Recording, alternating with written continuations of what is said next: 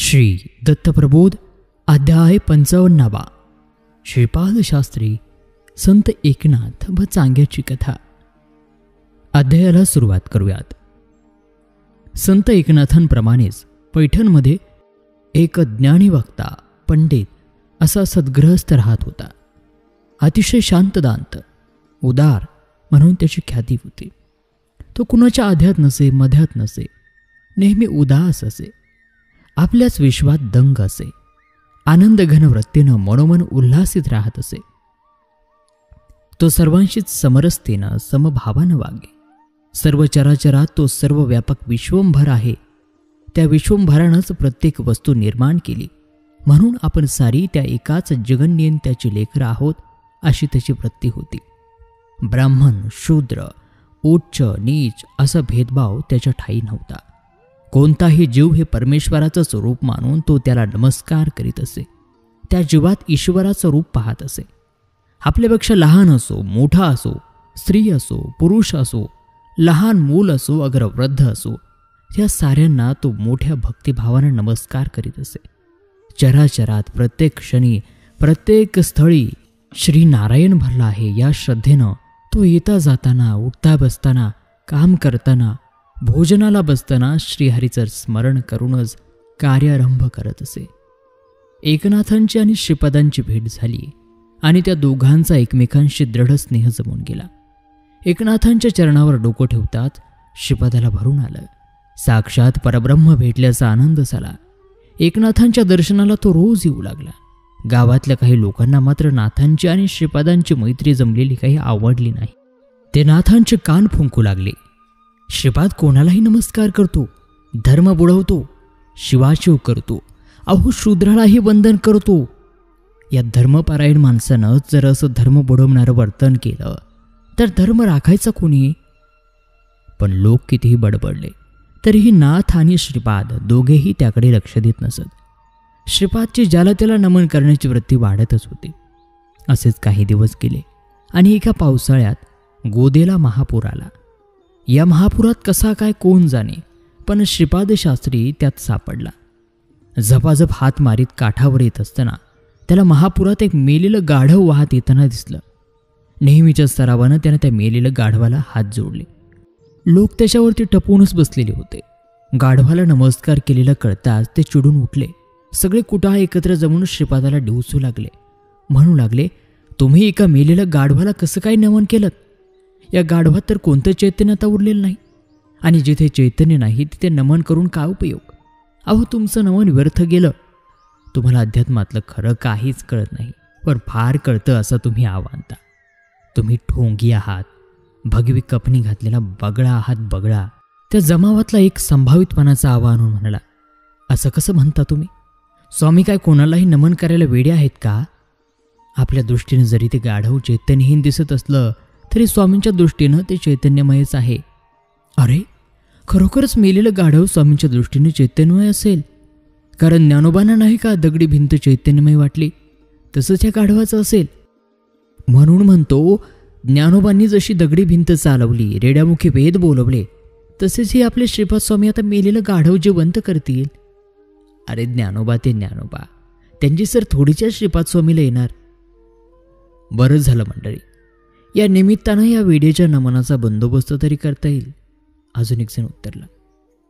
त्यावर दुसरा म्हणाला, योग्य सूचना आहे दोस्तांनो तुमची. ऐकलत का स्वामी? एकतर आत्ताच्या आत्ता तुम्ही या मेलेल्या गाढवाला जिवंत तरी करा, नाहीतर आजपासून ते तुमचं नमन पुराण कायमच्यासाठी सोडून द्या. भोवती जमलेले लोक आपल्या मनाला येईल ते बोलत होते. श्रीपाद स्वामी शांतपणानं सगळं काही ऐकत होते, पण लोक मात्र इरेला पडले होते. त्यांनी स्वामींना गाढव जिवंत करायला लावलं. श्रीपाद शास्त्रींनी नारायणाचा धावा केला. कळवळून त्याला साथ घातली. अनन्य भावानं ते त्याला शरण गेले.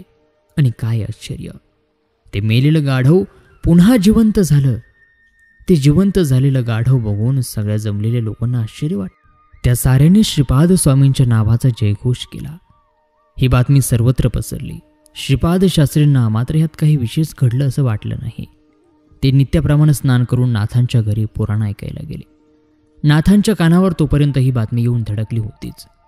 त्यामुळे नाथांच्या पायावर डोकं ठेवून श्रीपादांना नमस्कार करताच नाथांनी श्रीपाद स्वामींना विचारलं, श्रीपादा, आज हा कसला विपरीत धंदा केलास? या कृत्यानं तुला बाधा होईल. गाढव जिवंत करून दाखवून तू तुझ्या पाठीत सबळ व्याधी लावून घेतली आहेस. म्हणून तुला माझं सांगणं एकच, तू आता समाधी घ्यावीस आणि आमच्या बुद्धीनं वागा बस. ह्यातच तुझं हित आहे. नाथांचं हे बोलणं श्रीपाद शास्त्रींना पटलं. त्यांनी कोणताही मागचा पुढचा विचार न करता नाथांच्या म्हणण्याला रुकार दिला आणि पिंपळेश्वराच्या जवळ गोदा तीरावर नाथांनी श्रीपादाचं पूजन केलं आणि त्याला एका खड्ड्यात पुरून समाधी दिली. एकनाथांनी श्रीपादाला जिवंत समाधी दिल्याचं कळताच सर्व ब्रह्मवंत चावताळला. एकनाथांनी यती हत्या केली म्हणून म्हणू लागला. नाथांना प्रायश्चित्त घ्यायला सांगू लागला. लोक कितीही बडबडले तरी नाथ शांत होते. लोकांचे कावकाव संपल्यानंतर संथ सुरात नाथ म्हणाले, मी श्रीपादाला समाधी घ्यायला सांगितली नाही. त्यानंच आपणहून मला सांगितलं की आपल्याला समाधी घ्यायची आहे आणि म्हणून मी त्याला वेदमंत्र म्हणून समाधी दिली. त्यावरती ते ब्रह्मवृंदातील एक जण म्हणाला, नाथ, तुमचं म्हणणं जर खरं असेल तर आम्हाला चमत्कार करून दाखवा. हा समोरचा नंदी पाषाणाचा आहे, तो चैतन्यमय करून दाखवा. नाथांनी त्या पाषाणाच्या नंदीवरून एकदा हात फिरवला आणि म्हटलं, नंदीश्वरा, या सगळ्यांना तुझं डुरकणं ऐकायचं आहे, तेवढं डुरकून दाखव बरं.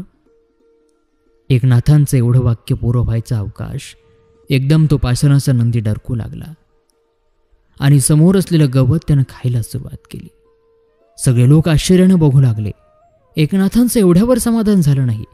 त्यांनी नंदीला सांगितलं, नंदीश्वरा, आता जरा मलमूत्र देऊन या पामरांना पवित्र करा. आणि काय आश्चर्य, त्या पाषाणाच्या नंदीनं खरोखर मलमूत्रही विसर्जन केलं आणि चालत जाऊन त्या गोदेच्या पात्रात उडी घेतली. सारा जमाव तोंडात बोट घालून ते दृश्य पाहत राहिला. अजूनही तो नंदी त्या पात्रात जशाचा तसा उभा आहे. एकनाथांप्रमाणेच काशी क्षेत्री तुळशीदासानंही विश्वेश्वर नंदीस भोजन करायला लावलं. नाथांची कीर्ती अशी दिवसेंदिवस वाढत होती. नाथांच्या कीर्तनाला चांग्या भंगी येऊन उभा राहत असे. भंगी असूनही तो स्वकर्मी अतिशय निर्मळ आणि कनिष्ठ होता. तो आणि त्याची बायको नाथांच्या वाड्याची झाडलोट करीत असे. संत उच्चिष्ठाचा प्रसाद घेऊन ते दोघं धन्य होत असत. जसजसा एकनाथांचा दुरून का होईना पण त्याला सहवास घडत गेला तसं तसं त्याचं मन एकनाथांकडे ओढ घेऊ लागलं. एकनाथांच्या घरी येऊन त्यांचा उपदेश घेऊन लोकांना तो पुन्हा पुन्हा विचारित असे, तुम्ही नाथांकडे जाऊन काय करता? नाथांच्या पायावरती डोकं ठेवून त्यांचे आशीर्वाद घेतो, त्यांच्याकडून उपदेश घेतो. त्यांच्या उपदेशानं कृपाअमृतानं सर्व भवताप निघतात, चिंता दूर होतात, मनशांती लाभते. नाथ दिनांचे नाथ आहेत, दयाळू आहेत, सुख दुःख चिंता व्यथांचा परिहार करणारे आहेत. लोकांचे हे उद्गार ऐकून चांग्याचं मन नाथांकडे अधिकच ओढ घेऊ लागलं. त्यालाही स्वतःचा उद्धार करून घ्यावासा वाटू लागला. नाथांच्या उपदेशाची तळमळ लागून राहिली. नाथांच्या कृपाप्रसादासाठी त्याचं मन लालसावलं. ज्यावेळी नाथांचं सानिध्य त्याला लाभत असे त्यावेळी तो सतत नाथांना विनवत असे, नाथ, मला उपदेश द्या, गुरुमंत्र द्या, माझा उद्धार करा. सद्गदित होऊन चांग्या वारंवार अशी प्रार्थना करीत असे. साश्रू नयनांनी विनवत असे. नाथ त्याची ही विनंती ऐकून म्हणत असत, चांग्या, तू नित्यनेमानं संताचा प्रसाद ग्रहण करतोस, भजन कीर्तन ऐकतोस, नामसंकीर्तनात सदैव दंग राहतोस. तुला वेगळा कृपाप्रसाद सेवन करण्याची काय आवश्यकता आहे? तू तर स्वतःच इतरांहून निराळा आहेस. असाच प्रभुचरणांच्या सेवेत मग्न राहा, तुझा उद्धार होईल. नाथांनी हे सांगूनही चांग्याचं काही समाधान होईना. तो तरीही नाथांना विनवत राहिला, नाथ, मला उपदेश द्या, माझ्यावरती कृपा करा. आजवर जे सांगितलं ते मी अगदी मन लावून ऐकलं, शिरोधार्थ मानलं, पण मला मंत्र द्या, तेवढा तरी उपकार माझ्यावरती करा. चांग्याची ही विनंती न मानता नाथ घरात गेले. चांग्याला चिंता पडली, मंत्र कसा मिळवावा. सगळे उपाय थकले. विचार करून करून त्याचा जीव अगदी शिनला. मग त्याला एक कल्पना सुचली. नाथ रोज पहाटे स्नानाला गोदेवर जात असत. पहाटेच्या अंधुक प्रकाशात नीटसं दिसत नसे. याचा फायदा घ्यायचा असं चांग्यानं ठरवलं आणि तो घाटाच्या पायऱ्यांवर आडवा पडून राहिला. नाथ येण्याची प्रतीक्षा करू लागला. नित्याप्रमाणे नाथ स्नानासाठी घाटावर आले. पायऱ्या उतरू लागले तेव्हा त्यांच्या पायाला कसला तरी स्पर्श झाला. तो स्पर्श होताच त्यांनी रामकृष्ण हरी असा नामघोष केला. तो मंत्र चांग्याच्या कानी पडला. चांग्याला अपार आनंद झाला. त्याच्या मनाची तगमग निमाली. त्याला गुरुमंत्र मिळाला होता आणि तो होता रामकृष्ण हरी. त्या गुरुमंत्राचा जप करीतच चांग्या आपल्या घरी गेला. पत्नीला म्हणाला, आता मी देवाची भक्ती करणार आहे. आपलं हे घर स्वच्छ कर, मन स्वच्छ कर आणि माझ्याप्रमाणे तूही ईश्वराची सेवा कर. बायकोने त्याचं ते म्हणणं ऐकलं. तिनं आपलं घर झाडून काढलं. शेणसडा टाकून रांगोळी रेखून अगदी सुचिरभूत केलं. त्या दिवसापासून चांग्यानंही मांसभक्षण करणं सोडलं. तो सदैव हरिगुण संकीर्तनात दंग राहू लागला. भागवत संप्रदायाप्रमाणे चांग्या कपाळावरती उभं चंदन लावू लागला. गळ्यात तुळशीमाळा घालू लागला आणि मग सर्व भूतमात्रांमध्ये परमात्मा बघण्याचा प्रयत्न करू लागला. त्याच्या हातून एकनाथांची सेवा तर नित्यनेमानं घडतच होती. एकनाथांना गुरु मानल्यानंतर त्यांचे भक्त आपल्या घरी जेवायला बोलवत असत आणि मग गुरुही त्या भक्तांच्या घरी जाऊन त्यांना प्रसाद देत असत. चांग्याच्या बायकोला हे माहीत होतं. तिनं आपल्या नवऱ्याला सांगितलं की अहो, बाकीच्या सगळ्यांच्या घरी नाथ जाऊन आले. तुम्ही त्यांच्याकडून अनुग्रहही मिळवलात, गुरुमंत्रही मिळवलात, पण त्यांना आता आपल्या घरी जेवायला बोलवा ना. आता आधी त्यांना जेवायला बोलवा. बायकोचं हे म्हणणं चांग्याला पटलं. एक दिवस कीर्तन आटोपल्यानंतर सर्व आपापल्या घरी निघून गेले. तरीही नाथांच्या पायरीशी चांग्या घुटमळत राहिला. नाथांनी त्याला विचारलं, चांग्या, कीर्तन संपलं तरीसुद्धा तू इथं का उभा? त्यावरती तो म्हणाला, नाथ, आपल्यापाशी एक मागणं होतं. सगळ्यांच्या घरी आपण जेवायला जाता, प्रसाद देता. मला सुद्धा तुमचा प्रसाद हवा आहे, आशीर्वाद हवा आहे. तुम्ही माझ्याकडे जेवायला यायला. नाथांना त्याचं मन मोडविना ते हसत म्हणाले, अरे चांग्या, काय एवढी घाई आहे? मी काय केव्हा येईल, अगदी उद्यासुद्धा. नाथ त्याला चेष्टीत म्हणाले, पण भोळ्या भाबड्या चांग्याला ते खरंच वाटलं. तो आनंदाला त्याला अस्मान ठेंगणं वाटू लागलं. तो धावत धावत घरी गेला. बायकोला म्हणाला, बये, नाथांनी आपल्या घरी यायची माझी विनंती मान्य केली. नाथ उद्या जेवायला येतील. सुचिरभूत होऊन तू सगळी तयारी कर. कशाचीही कमतरता माझ्या गुरुमाऊलीला पडता कामा नये. चांग्याची बायकोही ऐकून कृतकृत्य झाली. तिनं निगुतीनं मन लावून कोंड्याचा मांडा केला. सुग्रास भोजन तयारी केलं आणि मग ती सर्व तयारी करून नवरा नाथांना घेऊन केव्हा येतो याची वाट पाहत राहिली. नेहमीप्रमाणे नाथांच्या भोवती अनेक लोकांचा गर्डा पडला होता. अध्यात्मचर्चा, भगवत चिंतन सुरू होतं. चांग्या दाराबाहेर ताटकळत ती चर्चा ऐकत उभा होता. शेवटी त्याला राहवलं नाही. तर मोठ्यानं म्हणाला, नाथ, आपण जेवायला माझ्याबरोबर घरी येत आहे ना? मी आपल्याला न्यायला आलोय. चांग्याचे हे उत्तर ऐकून नाथ चकित झाले. त्यांच्या लक्षात ही गोष्ट नव्हतीच. जमलेले लोक कुचेष्टेनं हसू लागले. चांग्याला काही वर्णाश्रम धर्माचं महात्म्य आहे की नाही? खोडं लागल्यागत नाथांना घरी बोलवायला आलाय. नाथ, या महारड्याला प्रसाद म्हणून द्या काहीतरी. तुमचं उष्ट, स्वतःची जात कोणती, आणि आला नाथांना बोलवायला. अहो, नाथांच्या ठाई भेदभाव नाही. तुम्ही काय बोलता? नाथ जातील चांग्या घरी. नाथांच्या भोवती जमलेले लोक आपापसात चर्चा करत होते. चांग्या नाथ काय म्हणतात त्याची वाट पाहत उभा होता. चांग्याला काय उत्तर द्यावं? नाथ विचारात पडले. कोटाळ लोक गंमत पाहत उभे होते. नाथांनी चांग्याला सांगितलं, असं कर, तू हो पुढं. एवढं निरूपण संपलं की येतोच मी. चांग्या घरी गेला. बायकोनं ताटपाट मांडून रांगोळी घालून सर्व तयारी केली होती. ती तयारी व्यवस्थित झाली की नाही हे पाहून चांग्याही नाथांची वाट पाहू लागला. इकडे टवाळ लोकांनी मुद्दामच नाथांना बोलण्यात गुंतवून ठेवलं. तत्वचिंतनात नाथ मग्न झाले. त्यांना वेळेचं भानच उरलं नाही. लोकही पुढं काय होत आहे हे पाहण्यासाठी तिष्ठत बसून राहिले.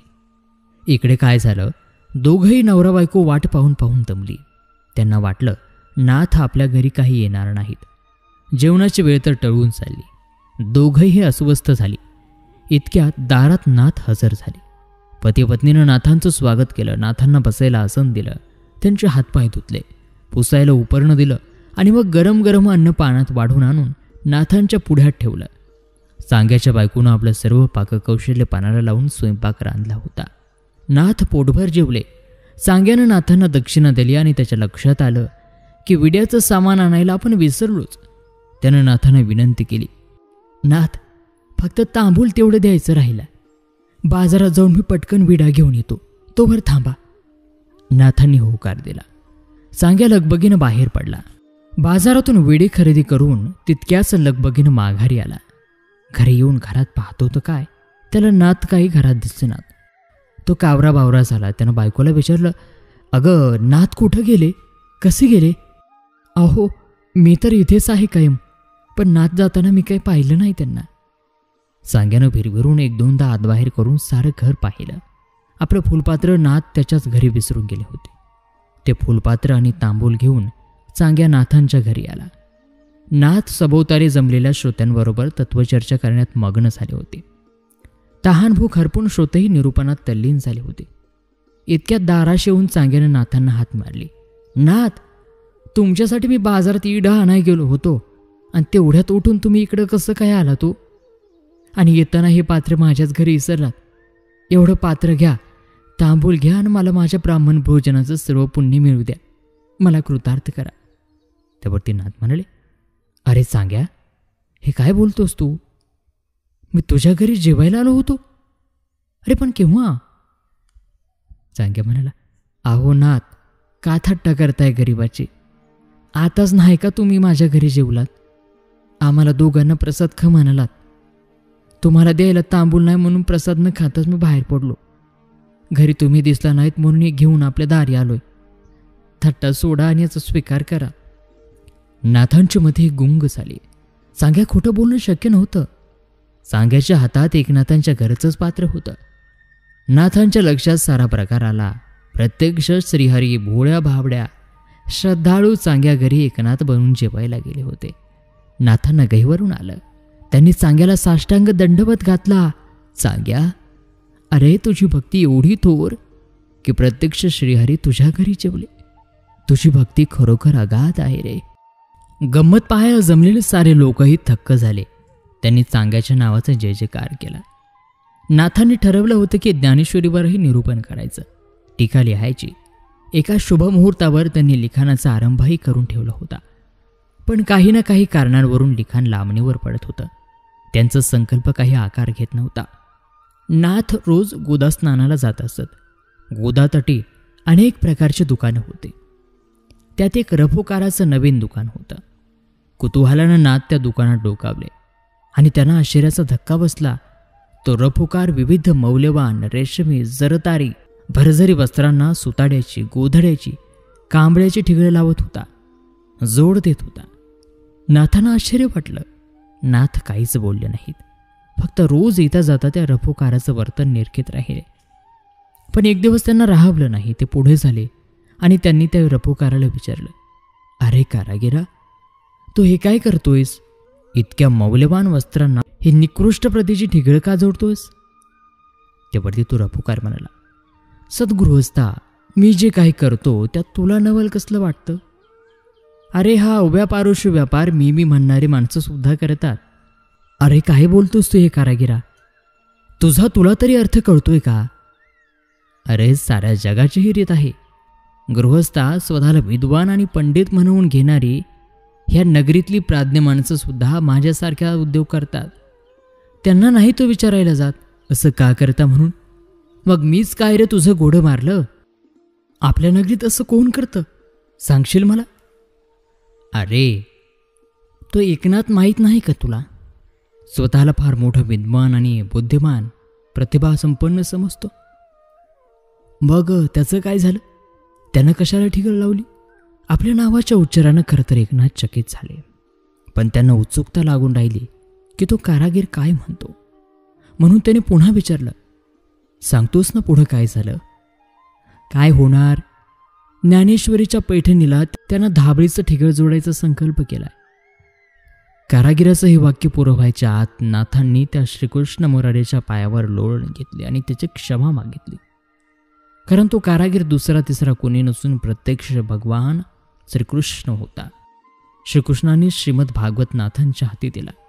आणि त्याच्या 11व्या स्कंदावर टीका लिहिण्यासाठी आशीर्वाद दिला. त्या दिवसापासून नाथांनी भागवत पुराणाला सुरुवात केली. स्नान, पूजा, अर्चा, भोजन उरकलं की ते पुराण सांगायला बसू लागले. नाथांची वाणी मोठी गोड होती, रसाळ होती.